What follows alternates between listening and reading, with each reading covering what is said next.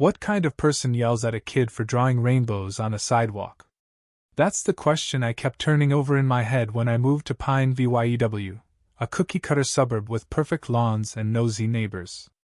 My name's Sarah Collins, and I wasn't looking for a fight when I packed up my life in Seattle after a messy divorce and drove east with my 9-year-old daughter, Lily, surrounded by boxes marked, fragile, and keep safe. But Pine View had other plans, and it all started with a stick of chalk and a woman named Evelyn Price. We'd been in our new house, a sturdy 2-story with creaky floors and a porch that needed love, for barely a month when it happened. Pine View was the kind of place that screamed American dream on the surface: trimmed hedges, matching mailboxes, kids on bikes. I'd chosen it for Lily. The schools were good, crime was low, and I figured she could heal here, maybe smile again after her dad stopped calling. I'm a records clerk at the county office, so I'm used to reading between the lines. The realtor called the house cozy with potential. Translation: old pipes, thin walls, and neighbors who judge you for a crooked shutter. That Sunday, the air was warm, and Lily was in a rare good mood, humming as she dug through her art box. She pulled out a fresh pack of chalk, all bright and unbroken, and asked if she could draw on the sidewalk. I nodded, my heart lifting at seeing her spark again after months of silence. While I unpacked books inside, Lily knelt on the concrete, sketching a giant rainbow that stretched from our yard to the neighbor's driveway. She added a smiling sun, its rays bursting like giggles. It was innocent, the kind of thing that washes away with rain or a garden hose. I didn't hear the shouting at first, it was muffled, like a TV left on in another room. But then came a woman's voice, sharp and mean, slicing through the quiet. I dropped a book and ran to the door. My stomach sank. A stocky woman in a sweaty VY sore and oversized sunglasses loomed over Lily, who'd shrunk back, clutching her chalk like a lifeline. The woman jabbed a manicured finger at the rainbow, yelling, "You can't scribble all over public property, little girl. There are rules. Where's your mother?" I was out the door in seconds, crossing the lawn with a fire in my chest. "Right here," I said, my voice low but sharp. "And you're gonna back off my daughter." The woman spun around, huffing as she pushed up her sunglasses, revealing a flushed face caked in makeup. "I'm Evelyn Price," she snapped.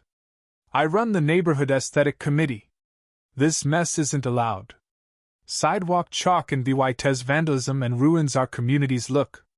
I glanced at Lily, her face pale, eyes wide with humiliation. I knelt, put a hand on her back, and looked up at Evelyn. "She's 9. She drew a rainbow. You're acting like she spray-painted a gang sign." Evelyn scoffed. "I'll be filing a report. Expect a notice for violating guidelines. Not a great first impression." She stormed off to her beige house across the street, wind chimes clanging like a taunt. I pulled Lily to her feet, dusted off her jeans, and took her inside. She didn't cry, but she didn't touch her chalk again that day. That night I couldn't sleep. My chest burned, not just because some power-hungry woman had scolded my kid, but because of Lily's face, fear, shame, confusion. It was a wound words had carved, and it'd take more than a hug to fix. Pine View ran on people like Evelyn. Behind their newsletters and block parties were gatekeepers who thrived on control, using whispers and fake rules to punish anyone who didn't fit their mold. I'd seen it before: petty tyrants in HOAs, parent groups, even my old office. They didn't need real power, they built systems of quiet exclusion. I wasn't about to let that happen to Lily. But I wasn't going to scream or slash tires either. I'd spent years drafting policies, cross-checking codes. I knew rules only worked if people followed them blindly. And I knew how to turn them against their makers. Chalk drawings weren't illegal. I checked. No city ordinance banned them unless they were hazardous. Evelyn didn't need facts, though she needed pressure. So I started documenting. I photographed Lily's rainbow before it faded, wrote a polite email to the aesthetic committee asking for their sidewalk art policy, and called the city to confirm no such rule existed. I wasn't loud. I didn't post rants online. I was deliberate, building a paper trail as sharp as a blade. If Evelyn wanted to make this about appearances, I'd turn every sidewalk into a battlefield, but I wouldn't be the one drawing. 3 days later, an envelope slid under my door. No stamp, just my name in loopy cursive. Inside was a citation for unauthorized decorative activity on public infrastructure. It was typed on cheap paper, full of fake legal jargon, like something Evelyn printed after too much wine. I read it twice, my jaw tight. It wasn't official, but it was meant to scare me into submission. I filed it away, labeled it Exhibit A, and kept moving. The next day, my trash bins were skipped. Every other house on the street had empty cans. Mine were overflowing. No note, no reason. I rolled them back, hands shaking, knowing this wasn't a coincidence. Then came the inspectors. 2 men in orange vests showed up, claiming they needed to check my water lines due to an anonymous request. Their truck had no city logo, their paperwork no letterhead. I let them poke around, watching from the porch, arms crossed. I called Public Works after they left no record of any inspection. The clerk sighed. We get calls like this from Pine VYEW. Some folks play sheriff. I logged it, took photos, and kept going. Things got uglier. Lily's school called. She'd been pulled from art class after a parent complained her drawings were obsessive. They showed me her work, a rainbow, stick figures holding hands, a peace sign on a kite. I asked if any other kid had been questioned for drawing rainbows. The counselor's silence said it all. In the car, Lily whispered, "Am I in trouble again?" My throat caught. "No, baby. You're the only one making this place beautiful." That night, I poured a whiskey and stared at my growing pile of EVY denke, photos, emails, voicemails, fake citations. It felt like an ambush, a slow squeeze to isolate us. Evelyn wasn't just coming for mesh, was using Lily, twisting her joy into a weapon. I started writing. Not to fight, but to prepare. I sent a letter to the city council, filed a sanitation complaint, requested the school explain why they'd questioned Lily without me. All calm, all factual. I wasn't yelling. I was building a fortress. The pressure didn't stop. A man photographed my flower beds, mumbling about compliance, before scurrying off. A flyer appeared in my mailbox for an emergency neighborhood meeting to address disruptive behaviors. I called my neighbor Clara, who'd been friendly early on. She admitted she'd gotten a notice about her wind chimes being too loud. When I asked if she'd go to the meeting, she hesitated. "Evelyn's got pull," she said. "People don't cross her." That word pull stuck with me. Not power, just enough strings to make you flinch. The meeting was in a stuffy community center that smelled of bleach and old coffee. I got there early, surprised by the packed parking lot. Evelyn had whipped up a crowd. Inside, she sat at a folding table with 2 sidekicks, Greg, a retiree who handled lawn contracts, and Tina, a yoga teacher with sunglasses perched on her head like a crown.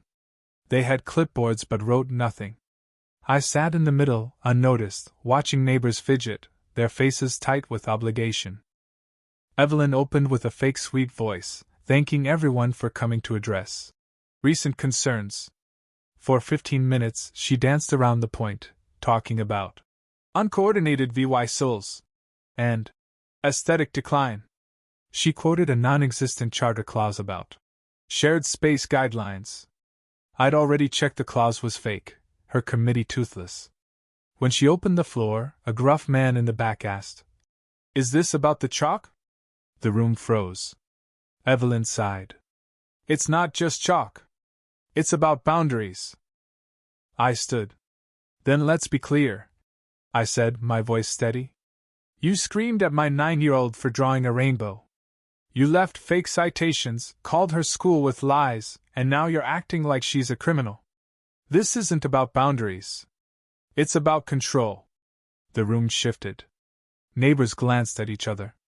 Evelyn didn't blink. "Ms. Collins, we understand MOVYing is hard, But if our standards don't suit you, Pine VYEW might not be your place. Her tone was polite, but it was a knife: conform or leave. I didn't answer. I didn't need to. People were listening now, not just nodding. Evelyn rushed to end the meeting, promising email updates. As folks left, a few shot me quick looks, some curious, one kind. Back home, I tucked Lily in and stared at the flyer. Evelyn's power was smoke and mirrors, but it was meaner than I'd thought. I'd poked her, and she wasn't done. The retaliation was sneaky. Duplicate fines for curb maintenance arrived, though my curb was untouched. A smear of red paint appeared on it overnight. A city tag hit my water meter for unauthorized adjustments. My mailbox filled with torn coupons from other addresses. Then my plumber bailed mid-job, saying his firm got a call about a community dispute. I logged it all, my hands steady but my pulse racing. This wasn't just annoyance, it was a campaign to break me. Late one night, I spread my files across the dining table like a war map. Photos, emails, city replies. I found a gem. The Pine VYEW charter said at VY sorry groups like Evelyn's couldn't contact City SARE VYCS without board approval. Yet she'd emailed the neighborhood, claiming she was liaising with SARE VYC partners. I saved it, highlighted. Then came a break. A landscaper, Nora, knocked on my door to check my trees but admitted she'd been told to avoid me. Over coffee, she spilled, Evelyn's group had a history of vague complaints to stall contractors, freeze SARE VYCS, punish troublemakers. It wasn't proof, but it was a crack in the facade. I sent a formal city inquiry, citing the charter and Nora's story, asking if residents could act as liaisons without oversight. I didn't expect a quick reply, but I knew it'd linger like a thorn. Then Evelyn upped the ante. Laminated signs popped up on our street. Community Enhancement Zone, with rules on curb colors and heritage-aligned decor. I checked with zoning, no such program existed. I emailed photos, got a reply. Signs not sanctioned. The signs vanished overnight, but the air turned heavy. Neighbors stopped chatting. Kids played closer to home. Even Clara dodged me. Evelyn wasn't attacking, she was suffocating. The school struck next. A letter claimed Lily's drawings had ideological messaging. They showed me her art, a rainbow, a "Let kids be kids" sign, a stick figure with glasses. I asked if rainbows were a crime. The counselor's silence was loud. Then my plumber said his firm wouldn't work in my zip code. My mail arrived ripped. Garbage was skipped again. A man photographed my porch, dodging my questions. My mortgage company got a call about code violations. I built a dossier, mailed a copy to a lawyer, not for a suit, but as a shield. Then I saw them, tiny chalk circles on mailboxes, eyes on signs, sketches by curbs. Not mine, but someone's. Evelyn noticed too. A memo appeared in my mailbox, warning of defacement and police action. It cited fake laws and ended with a chilling line. We are monitoring those who enable it. This wasn't about chalk. It was about submission. I'd had enough. I wrote a letter to every neighbor, 4 paragraphs of facts, the yelling, the fines, the fake rules, the charter's limits. I cited city responses, laid out the timeline, and ended with one question. Is this your community? I slipped 36 envelopes under doors before dawn. By noon, text trickled in, grateful, anonymous. Clara brought coffee, saying, "People are tired. You said what we couldn't." Evelyn countered with a petition for VY soul enforcement, a loyalty test to control every lawn and curb. It cited a fake charter section. I wrote across it in red, "This references a false authority. Proceeding may be fraud." I left it on her porch. That night, someone painted an X on my curb. I photographed it, primed it gray. Lawn signs sprouted. Preserve Pine VYU. I put up my own. Ask questions. It was gone by morning. I filed a city permit for a beautification project, curb painting, sidewalk borders, chalk art zones for kids. I hired an independent contractor to paint my curb white with a green stripe, sent neighbors a friendly notice, and logged every step. A fake $250 fine appeared in my mailbox. I laughed, scanned it, and emailed zoning. Another one. At the city meeting, I presented my plan with photos and code citations, calm as a clerk. The vote was 4-1. My block got the green light. Neighbors emailed, asking to join. A kid's chalk windmill appeared by the park, untouched. Evelyn's signs vanished. Her emails went unread. Her influence didn't break, it starved. One spring day, I passed her on the sidewalk. She looked tired, her face bare. I nodded once and moved on. At home, Lily was on the porch, drawing a city of sunflowers and cats shouting, "Hope lives here." I sat with her, not to watch, but to be. A city letter arrived, noting a review of informal committees. No names, but I knew. That Sunday, the park buzzed with tables, lemonade, kids with chalk. Clara helped a boy draw a snake. Someone grilled hot dogs. No speeches, just people free. Lily whispered, "Can we do our street next?" I grinned. The whole block, kid. And this time, no one would stop us.